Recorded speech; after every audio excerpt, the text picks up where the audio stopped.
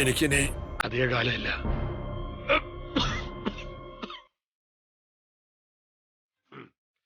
ജയിലിൽ 5 വാർഡന്മാർ വളഞ്ഞിട്ടാ എന്നെ ഇടിച്ചത്. എങ്ങനെ ഇടിക്കാതിരിക്കും? ആസ്പത്രിയിൽ നിന്ന് ഗുളിക തന്നിട്ടുണ്ടായിരുന്നല്ലോ. ആ കവറിലുണ്ട്. അമ്മേ, ഞാൻ കൊടുക്കാം.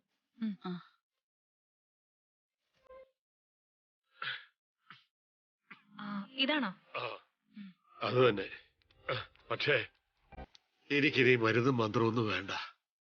തീരട്ടെ മോളെ. ഈ ഭാവി എത്രയും പെട്ടെന്ന് ഒടുങ്ങട്ടെ. പക്ഷേ ഇവിടെ കിടന്നൊടുങ്ങിയാൽ ഞങ്ങൾക്കാ പ്രശ്നം. സാഗർ, ഞാനിവിടെ ഇരുന്നാലേ വല്ലം പറഞ്ഞു. മോനെ. ഓ, എന്താ അച്ഛാ? മതി. പരിഹസിച്ചാണ് വിളിച്ചതെങ്കിലും നിന്റെ നാവ് കൊണ്ട് എന്നെ അച്ഛാന്ന് വിളിക്കുന്നത് കേട്ടല്ലോ, അത് മതി. ഓ, സമ്മതിച്ചു. നീ ഇത് അവിടെ പോയി കിടക്കായിരുന്നു? അതൊക്കെ ഉണ്ട്. എന്താ ഇത്? ഏട്ടൻ തരുന്ന പോക്കറ്റ് മണി എന്റെ കയ്യിലുണ്ടായിരുന്നു. അതുകൊണ്ട് അച്ഛനൊരു ഷർട്ട് വാങ്ങി.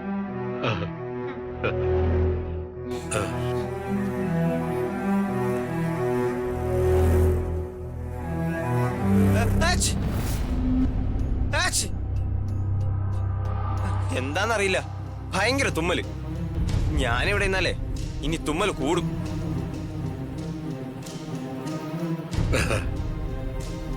ഇത്രയും ഭംഗിയുള്ള ഒരു ഉടുപ്പ് എനിക്ക് ഇതുവരെ കിട്ടിയിട്ടില്ല.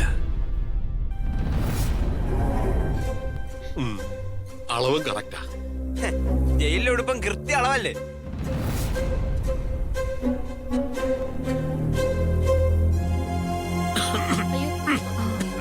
അയ്യോ, ഗുളിക ഇതുവരെ കഴിച്ചില്ലല്ലോ. വേണ്ട മോളെ, ഒന്നും വേണ്ട. അപർണേച്ചിങ്ങനെ ഞാൻ കൊടുക്കാം. ഞാനേ അപ്പൊ ഒന്ന് കറങ്ങിട്ട് വരാം. ഇനി ഇവിടെ ഇന്നാലേ ശരിയാവില്ല. അച്ഛാ, ഈ ഗുളിക കഴിക്കും. എന്റെ പൊന്നുമോള് തരുമ്പോ ഞാനെങ്ങനെ വേണ്ടെന്ന് പറയുന്നേ?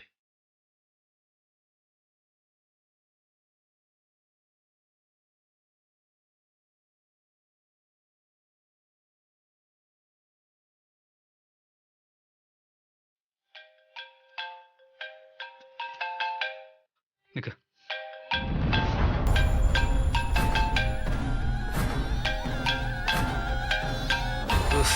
എന്റെ കാര്യം. ഹലോ ബാലു, ഞാൻ കിരണ. ആ, മനസ്സിലായി. ബാലുവിന്റെ ആരോ ആശുപത്രിയിലാണെന്നും ആശുപത്രിയിലേക്ക് പോയിരിക്കുകയാണെന്നൊക്കെ കേട്ടു. ആരാ ബാലു? എന്താ പ്രശ്നം? ഇവിടെ ആർക്കും ഒരു പ്രശ്നവുമില്ല. ആരും ഇവിടെ ആശുപത്രിയിലോട്ട് പോയിട്ടുമില്ല. അപ്പൊ ഇന്ന് ഓഫീസിൽ വരാത്തെന്താ? വ്യക്തിപരമായ കാരണങ്ങൾ. ലീവ് എടുക്കുമ്പോ കാരണം എന്താണെന്ന് പറയണമെന്ന് നിയമമൊന്നുമില്ലല്ലോ. ബാലു, ഞാൻ സംസാരിക്കാം. ഹലോ. അല്ല, അപർണ ഇന്ന് ലീവാണ്. എന്തോ ഹോസ്പിറ്റൽ ഇഷ്യൂ ആണെന്ന് അറിഞ്ഞു. ഒരു റിലേറ്റീവ് വീട്ടിലുണ്ട്. ഞാൻ വിളിക്കാം സാർ. ഇപ്പൊ കുറച്ച് തിരക്കില്ല. ഓക്കെ ഓക്കെ, ഞാൻ ജസ്റ്റ് അറിയാൻ വേണ്ടി വിളിച്ചതേ ഉള്ളൂ. It's okay. Okay sir.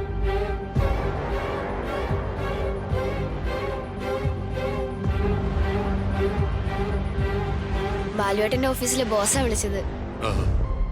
എന്താ മോനെ ബോസിനോട് ചൂടായത്? അതൊക്കെ ഞങ്ങളുടെ വ്യക്തിപരമായ കാര്യങ്ങളാണ്. അതൊന്നും അന്വേഷിക്കാൻ വരണ്ട.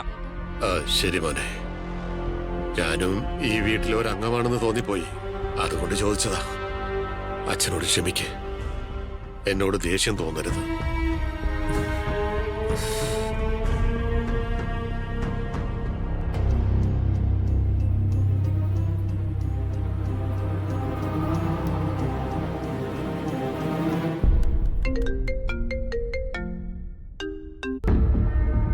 ഹലോ അങ്കിളെ.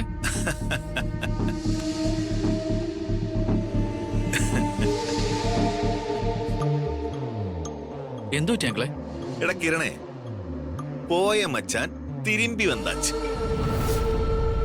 മനസ്സിലായില്ല. ചത്തുപോയവനൊക്കെ കുഴിമാടത്തിന്ന് എണീറ്റ് തിരിച്ചു വന്നു. ജീവിച്ചിരിക്കുന്നവരെ കൊണ്ട് തന്നെ സമാധാനമില്ല. അപ്പൊ പിന്നെ ചത്തവരും കൂടി എത്തിയാലോ ആകെ ജഗ പുകയായിരിക്കും. അങ്ങും ഇങ്ങും തൊടാതെ കാര്യത്തിലേക്ക് വാ എന്റെ അങ്കിളെ. എടാ മോനെ, കാര്യങ്ങളൊന്ന് ബിൽഡപ്പ് ഇട്ട് അലങ്കാര സഹിതം പറഞ്ഞാലേ ഒരു രസവും ത്രില്ലും ഉള്ളൂ. എന്തായാലും സസ്പെൻസിൽ നിർത്തുന്നില്ല. സംഗതി എന്താണെന്ന് പറയാം. നിന്റെ വുഡ് ബിയുടെ ഇപ്പോഴത്തെ ഫാദറിലോ തിരിച്ചു വന്നിരിക്കുന്നു. എന്താ? അപർണയുടെ ഫാദറിലോ തിരിച്ചു വന്നുവെന്ന്. ബാലുവിന്റെ അച്ഛൻ കൃഷ്ണമൂർത്തി. ബാലുവിന്റെ അച്ഛൻ തിരിച്ചു വന്നു? അതെങ്ങനെ തിരിച്ചു വരും? അയാൾ മരിച്ചു പോയില്ലേ? ഫോട്ടോയിൽ മാലയും കയറിയതല്ലേ? ഫോട്ടോ ഒന്ന് മാല മാറിയടാ. അച്ഛൻ തിരിച്ചു വന്നു. കോളനിന്ന് കൃത്യമായ അറിവ് കിട്ടി. നാളെ ഞങ്ങൾ അങ്ങോട്ട് പോവുക. ആ കള്ളനെയും ആ കള്ളി സുധാമണിയെയും കയ്യോടെ പിടിക്കും. ആ, അയാൾ എവിടെയായിരുന്നു? അപ്പോ മരിച്ചു എന്നൊക്കെ പറഞ്ഞത് വെറുതെ ആയിരുന്നോ? സംഗതി എങ്ങനെയാണെങ്കിലും നമുക്ക് ഗുണമായി വന്നടാ.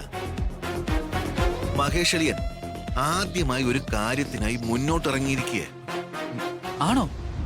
ആ, വിരുന്നു പോകുന്നു എന്ന ഭാവത്തില് നാളെ ഞങ്ങൾ കോളനിയിൽ ചെല്ലാൻ തീരുമാനിച്ചു.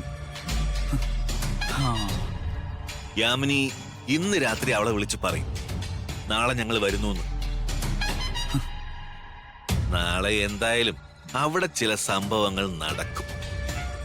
അപർണയെ നാളെ വീട്ടിലേക്ക് വിളിച്ചു കൊണ്ടുവരുമെന്ന് ഉറപ്പാ. അങ്കിളെ, അങ്ങനാണെങ്കിൽ ഞാനും ഈ കൃഷ്ണമൂർത്തിയുടെ പിറകെ ഒന്ന് സഞ്ചരിക്കാൻ പോവാ. അത് കൊള്ളാം. ഇയാൾ എവിടെയായിരുന്നു? ഇതുവരെ എന്തായിരുന്നു ചെയ്തിരുന്നത്?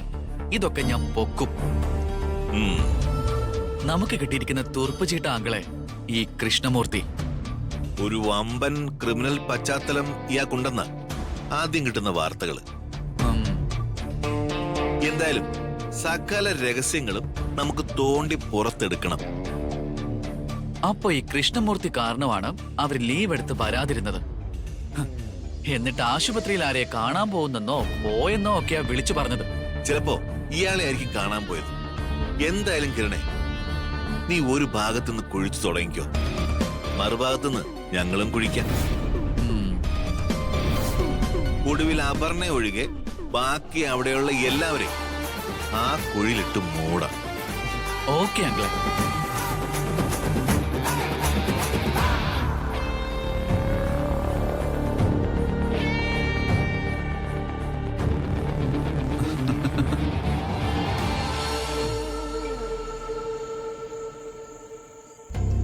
നാളെ പകലൊന്നും അധികം പുറത്തേക്കൊന്നും ഇറങ്ങാൻ നിൽക്കണ്ട. ആ.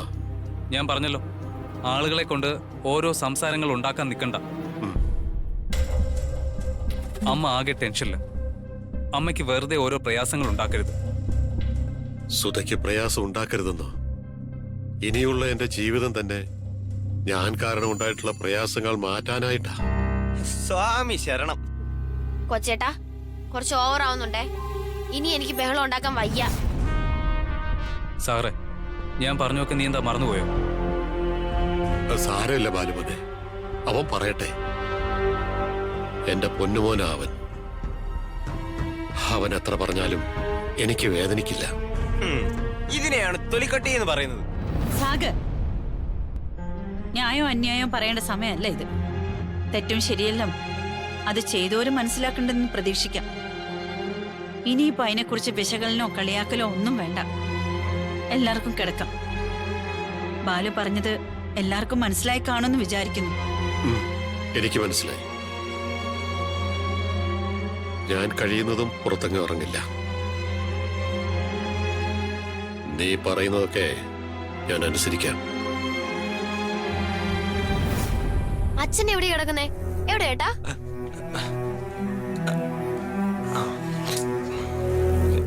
കൊച്ചേട്ടാ, കൊച്ചേട്ടാ, കൊച്ചേട്ടാ ഒന്ന് എഴുന്നേറ്റ്. കൊച്ചേട്ടാ, കൊച്ചേട്ടാ. മീനു, ഇനി മുതൽ നിനക്ക് അമ്മേന്റെ കൂടെ അകത്ത് കിടക്കാം. അപ്പൊ ഇവിടെ സ്ഥലം കിട്ടും. അയ്യോ, ഞാൻ കാരണം ആരും ബുദ്ധിമുട്ടണ്ട. എനിക്കൊരു പായും തലേണ തന്നാ മതി. ഞാൻ ഈ ഉള്ള സ്ഥലത്ത് എവിടെയെങ്കിലും ചുരുണ്ടുകൂടി കിടന്നോളാം. ഇവിടെ ഇത്രയൊക്കെ ഉള്ളൂ സ്ഥലം. അത് മനസ്സിലായി കാണുമല്ലോ. മനസ്സിലായി മോനെ, അച്ഛനെല്ലാം മനസ്സിലായി.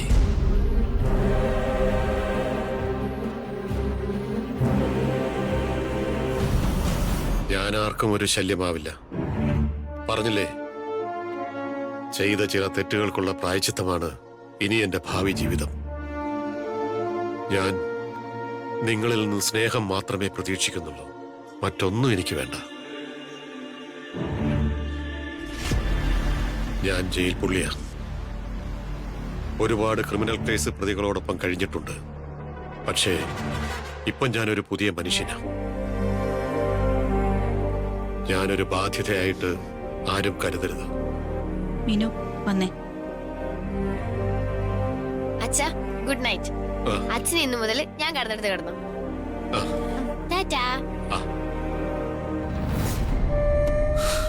അപ്പോ നീ വാ.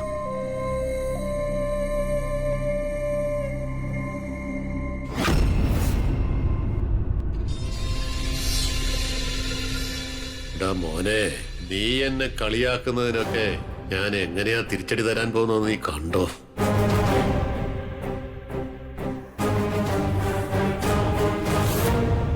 സാഗർ, എന്താ? നീ അപ്പൊ ഉറങ്ങിയില്ലല്ലേ? ഉറക്കത്തിലാരോ വിളിച്ചതുപോലെ തോന്നി. ഈശ്വര, ജയിലിലൊക്കെ കിടന്ന ആളാണ്. ഉറക്കത്തിൽ എന്റെ കഴുത്തിൽ വല്ല ഞെക്കോ? ഏയ്, ഞാൻ അങ്ങനെയൊന്നും ചെയ്യില്ല മോനെ. എന്താ? അല്ല, നീ ഇപ്പൊ മനസ്സിലെന്തോ വിചാരിച്ചില്ലേ? ആ വിചാരിച്ചത് അച്ഛൻ ചെയ്യില്ല. Good night.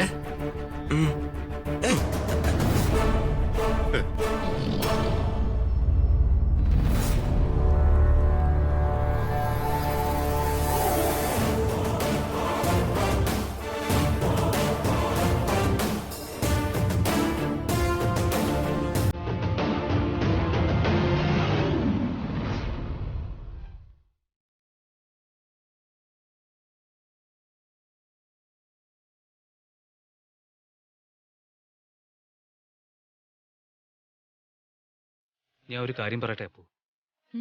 എന്താ ബാലു? നമ്മുടെ കുടുംബത്തില് എന്തൊക്കെയോ കുഴപ്പങ്ങൾ സംഭവിക്കാനായിട്ട് പോവുക. എന്താ ബാലു ഇങ്ങനെയൊക്കെ പറയുന്നേ? സത്യമാണ് ഞാൻ പറഞ്ഞത്. എന്തോ ഒരു അപകടത്തിന്റെ വരവ് എനിക്ക് ഫീൽ ചെയ്യുന്നുണ്ട് അപ്പു. നമ്മളെയൊക്കെ ആകെ ഉലച്ചു കളയാൻ പോകുന്ന എന്തോ ഒരു പ്രശ്നം. എന്റെ ബാലു, ബാലു ആ വീടിന്റെ ഗ്രഹനാഥൻ. ഞങ്ങൾക്കൊക്കെ ധൈര്യം തന്ന് താങ്ങി നിർത്തേണ്ട ആള്. ബാലു തകർന്നാ എല്ലാരും വീണുപോകും. അച്ഛനെ ഈ വീട്ടിലേക്ക് കൊണ്ടുവരാൻ പാടില്ലായിരുന്നു. താൻ നിർബന്ധം പിടിച്ചതുകൊണ്ടാ ഞാനും സമ്മതിച്ചത്. ആകാശത്തുനിന്ന് പൊട്ടി വീണതുപോലെ ഒരു ദിവസം അച്ഛനങ്ങ് പൊട്ടി വീഴുക. എന്തോ എന്റെ മനസ്സിൽ ഒരുപാട് ആവശ്യമില്ലാത്ത സംശയങ്ങൾ വരിക. ബാലു കാട് കയറി ചിന്തിക്കണ്ട. തൽക്കാലം അച്ഛൻ പറഞ്ഞത് നമുക്ക് മുഖവിലക്കെടുക്കാം. ഒരിടത്തും പോകാൻ വഴിയില്ലാതെ അച്ഛൻ ഇങ്ങോട്ട് വന്നു. എന്തായാലും അച്ഛൻ ഈ വീട്ടിൽ താമസിച്ചാൽ ശരിയാവില്ല. ഒന്നാതെ നമുക്ക് തന്നെ നിന്ന് ഇരിയാൻ സ്ഥലമില്ല ഇവിടെ. അച്ഛൻ എന്തായാലും ഇവിടെ നിന്ന് മാറ്റണം. എങ്ങോട്ട് മാറ്റും?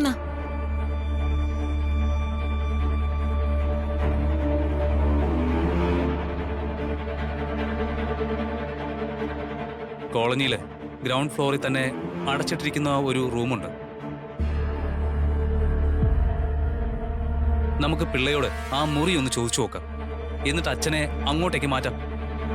കാര്യങ്ങളൊന്ന് വ്യക്തമാകുന്നത് വരെ അല്പം അകന്നിരിക്കുന്നത് തന്നെയാ എല്ലാവർക്കും നല്ലത്.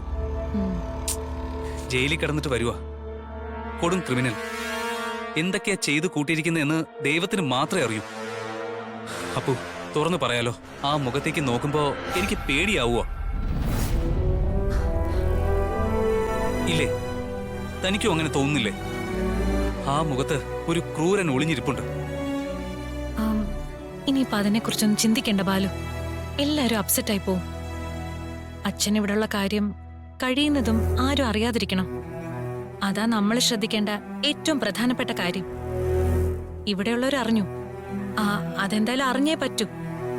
പക്ഷെ പുറത്തുള്ളവരുടെ അടുത്തേക്കോ ബന്ധുക്കളുടെ അടുത്തേക്കോ ഈ ന്യൂസ് ഒരിക്കലും എത്തരുത്.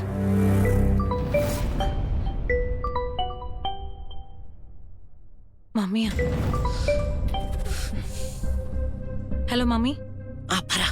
മോളെ, നീ വീട്ടിലാണോ? ആ അതെ മമ്മി. പുതിയ ഗെറ്റ് ടുഗെദർ വല്ലതും സംഘടിപ്പിക്കുന്നുണ്ടോ? മോളെ, അന്നത്തെ സംഭവത്തിന് നീ ഞങ്ങളെ കുറ്റപ്പെടുത്തരുത്. അതൊന്നും ഞങ്ങൾ അറിഞ്ഞുകൊണ്ടല്ല. ഉം. എന്തായാലും ഇപ്പൊ എന്തിനാ വിളിച്ചത്? നാളെ ഞങ്ങൾ അങ്ങോട്ട് വരുന്നുണ്ട്.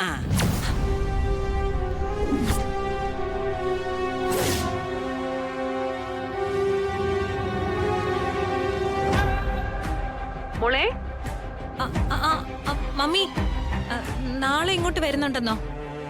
നാളെ എന്തിനാ ഇങ്ങോട്ട് വരുന്നേ? നാളെ ഞങ്ങൾ ചിലപ്പോ പുറത്തേക്ക് പോവും. മോളെ, ഞങ്ങൾ വീട് കാണാനുള്ള വരവാ. അതൊരു ചടങ്ങാ.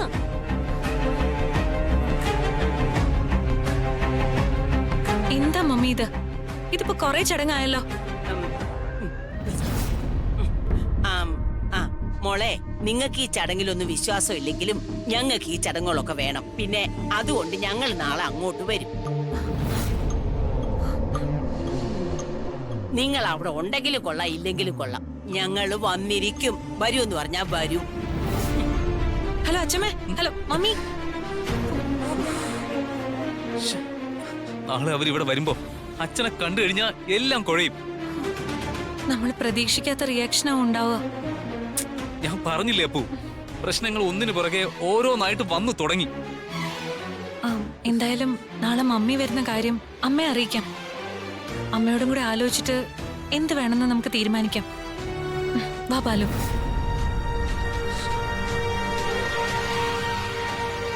അമ്മേ, നമുക്ക് അച്ഛനും ഒന്നിച്ച് എവിടെയെങ്കിലും ട്രിപ്പ് പോയാലോ? മീനു, പ്രാന്ത് കയറി കണ്ണൂടാതെ നിൽക്കുക ഞാൻ. ആവശ്യമില്ലാതെ ഓരോന്ന് പറഞ്ഞാലേ നല്ലോണം തരും ഞാൻ. എന്താ അമ്മേ, നിങ്ങൾക്ക് എല്ലാവർക്കും എന്താ പറ്റിയേ? അച്ഛനോട് എന്തിനാ ഇങ്ങനെ ദേഷ്യം കാണിക്കുന്നേ? എന്തിനാ ദേഷ്യം കാണിക്കുന്നേന്നോ തോന്നുന്നുണ്ട്. മിണ്ടോണ്ടിരുന്നോളണം. കാര്യങ്ങൾ തീരുമാനിക്കാനേ ഇവിടെ വലിയ ആൾക്കാരുണ്ട്. എന്താ അമ്മ ഇങ്ങനെയൊക്കെ പറയുന്നേ? ഞാൻ നിന്നോട് തുറന്ന് പറയാം. നിവൃത്തിയില്ലാണ്ട് വിളിച്ചോണ്ട് വന്നതാ. എവിടെയായിരുന്നു, എന്ത് ചെയ്യായിരുന്നു ഒന്നും അറിയില്ല. ആള് പറയുന്നതേ നമുക്കിപ്പോ അറിയൂ. അതുകൊണ്ടാ ഞാൻ പറഞ്ഞ, എല്ലാത്തിനും ഒരു വ്യക്തത വരുന്നത് വരെ ഒരകൽച്ച വേണം. ഭാര്യയോടും മക്കളോടും ചെയ്തു കൂട്ടിയത് എന്താന്ന് എനിക്കറിയാം. പുറത്തെന്തൊക്കെയാ നടന്നിട്ടുള്ളതെന്ന് എനിക്കറിയണം. ആരെങ്കിലും കൊന്നിട്ടാ വന്നതെന്ന് പോലും അറിയില്ല. അമ്മേ, സത്യം ഞാൻ പറയുന്നേ. ഒന്നും നമുക്ക് വിശ്വസിക്കാൻ പോലും പറ്റൂല. അങ്ങനെയൊന്നും പറയല്ലേ അമ്മേ. അച്ഛൻ അങ്ങനെ ഒന്നും ചെയ്യില്ല. പറഞ്ഞ നിനക്ക് മനസ്സിലാവൂലേ? ഇനി ഞാൻ ഒരെണ്ണം വെച്ചതാണ്ടല്ലോ. അയ്യോ, എന്താ എന്താ അമ്മേ? എങ്ങോട്ടെങ്കിലും ഇറങ്ങി പോകാനാ തോന്നുന്നു.